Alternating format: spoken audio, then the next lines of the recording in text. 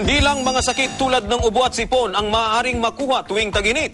Sa panahong ito, umaatake rin daw ang mga peste sa anit ng mga kabataan. Ang kuto. Ang mga bata sa Barangay 20 sa Lawag City, Ilocos Norte, hindi mapakali sa pagkakamot ng ulo dahil sa kating dala ng mga kuto. Agad ko sa anak. Umayak dito yung anak.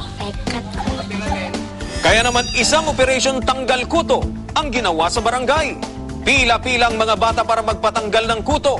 Gumamit sila ng shampoo na may kemikal. Hinayaan nila ito sa ulo ng 10 minuto sa kabinanlawan.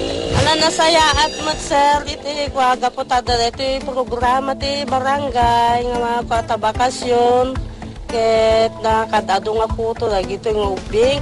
Wen sir, at kasi nga sa amin rin sir, talaga nga isot pa nagpudot na, di ito ubing, agputo, dagang yan, di kapudutan sir.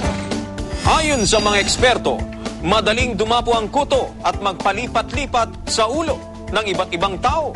Kaya payo nila, huwag tumabi sa taong may kuto, huwag maghiraman ng suklay at sombrero, at panatilihing malinis ang katawan.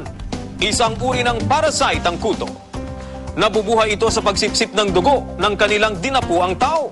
Dumadami ang kaso ng kuto tuwing tag-init dahil ayon sa mga eksperto, mas nangingitlog ito kapag mainit ang temperatura.